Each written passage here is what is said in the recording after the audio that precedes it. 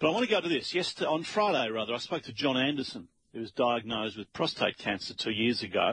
It's now at the stage where he needs surgery. He discussed it with his surgeon, and it was decided the best option for him, for all sorts of reasons, including recovery time, was robotic prostate surgery. But he explained to me that he couldn't afford the bill. The bill to have it done is $9,555. That includes the extra surgeon beside you and the anaesthetist.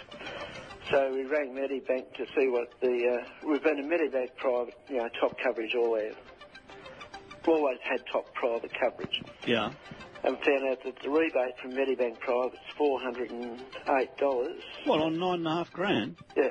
And from Medicare, who apparently Medibank Private say that they are guided by Medicare as to what they can rebate, and from Medicare you get back $1,230. So you're getting a total of $1,638 on a bill of $9,555. Yeah. Gee, can you afford it? No, the more I've thought about it, I can't.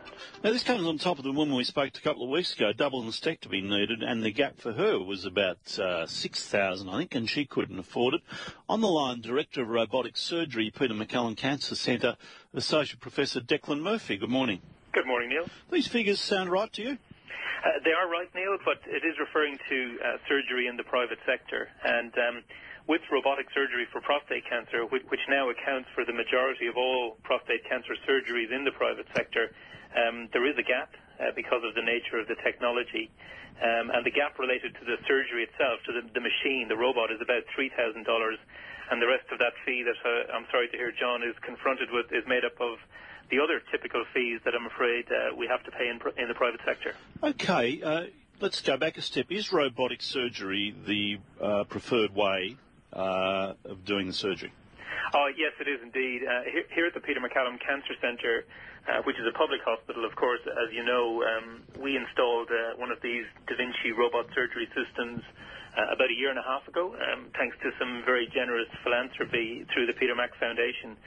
We have the only public robot in Victoria, therefore, as a result.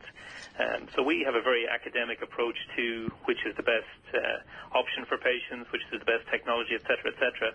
And certainly in the hands of very experienced surgeons, as we have in the private sector, but also here in the public sector, we find our outcomes are better, much better, with robotic surgery compared to the old days of doing it with open surgery. In what ways? A quicker recovery, is it true? Yeah, there's some sort of headline facts, Neil, that make a big difference in the public sector. So, for example, here at Peter Mac, when we used to do open surgery for prostate cancer, the average hospital stay was about 6 days, because it is big surgery. It's still big surgery with robots, mind you, but patients typically, therefore, were out of action for about 3 months afterwards, and about 15% had a blood transfusion. So when we brought the robot system in, and again, we were all very experienced with this technology before we started, but now almost 90% of our patients go home the next day. The average hospital stay is 1.3 days, and we haven't transfused anyone in the last 140 or so cases since we started. And so people get out of hospital the next day, they get back to work within a few weeks typically, which is a sort of an immediate short-term gain. But the bigger value really is about whether the cancer control and the recovery of urinary continence and the recovery of sexual function is better, or at least equal, and they're the areas that we're studying intently here. So that's still open to assessment, is it? You don't know whether it's a better recovery or not? Well, we think it is, and certainly our preliminary data, which we're presenting all the time, really will suggest it is. The problem is to sort of prove that one thing is better than another. You've usually got to do a thing called a randomized trial, where half the group have one type of surgery and half have the other type, but that's very challenging to recruit that sort of trial when people are much more attracted to the possibility of having surgery that's got much less short-term morbidity, and they go home the next day, etc., etc. So we're instead relying on very large, experienced, retrospective type studies to say, okay, well, compared to the old way we did it and compared to the new way, it looks like it's much better. Okay, well, if that's the direction we're going, isn't it inevitable that this gap is going to have to be closed? I mean, what's he looking at there? About $7,500? Well, absolutely, Neil. And although our program here has been funded by philanthropy, indeed, actually, including some private patients who were treated with robotic surgery in Melbourne privately, and they felt that public patients should be allowed access, or indeed those with insurance who couldn't afford the extra gap should be allowed access. But the state government here as well, the Department of Health, is funding a very large evaluation program of this system we have at Peter Mac to see whether the cost effectiveness justifies the initial outlay, which is about $3 million for one of these machines. And we're confident that once we reach the end of that evaluation program in the next couple of years, we'll be able to show that the outcomes are such that the initial outlay is easily justified, and therefore all of those rebates that John was referring to should be much more balanced, we hope, in the future. I assume if you're going to have the robotic surgery at Peter Mac, there's a waiting list time, is there?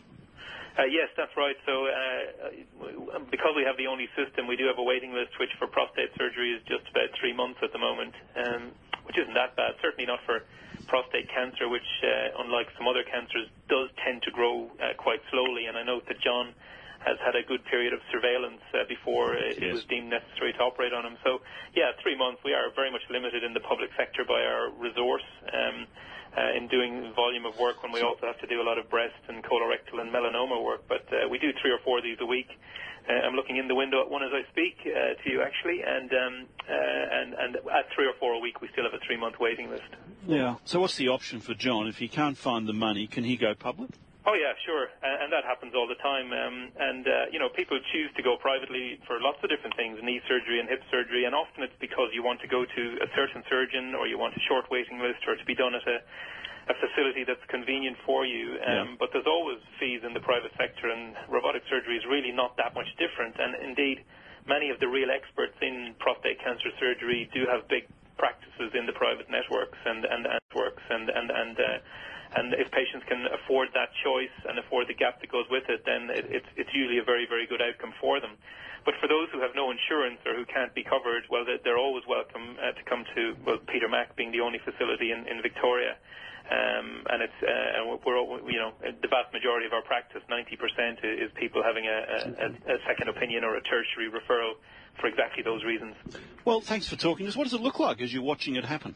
What's happening? So the theatre's quite darkened. The anaesthetist is playing with his iPad at the top of the theatre while the patient's snoozing comfortably.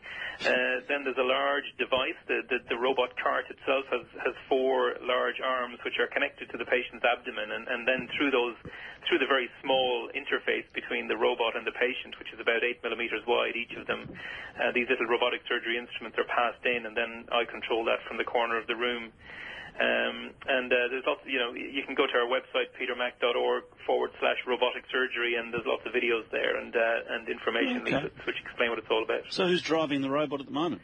There's a very talented fellow called Anthony Van Balen. He's a young surgeon from Belgium, and as I watch him, he's nervously using the instrument because he knows I'm looking over his shoulder, and I've told him not to do anything till I get back in. So, all right, we better let you go. But watch out, that anaesthetist. He's probably surfing the net. That's what they do in all these operating theatres, Neil. They put the patient to sleep, thank goodness, and then they have a rest for a couple of hours, and then we ask them to wake the patient up again. Yeah, they're not really doctors, are they? I better not speak more. My wife's an anaesthetist. Thank you very much for your time. Cheers, bye. Associate Professor Declan Murphy, Director of Robotic Surgery, Peter MacCallum Cancer Centre. They're not really doctors. Well, try having surgery without them. Isn't that fascinating? He just steps out, does the interview, and goes back in. However, there's an issue there, isn't there? Robotic surgery in various areas, particularly in this area, is the way to go increasingly. But the gap is actually just on $8,000 that John Anderson's been quoted. But he can go on the public list and wait for 3 months or so if he's got that amount of time. So we'll get back to John. Those are his options. But the government's going to have to address it. They're going to have to address that gap because if it's going to be the way of the future, you can't have people trying to find that sort of money.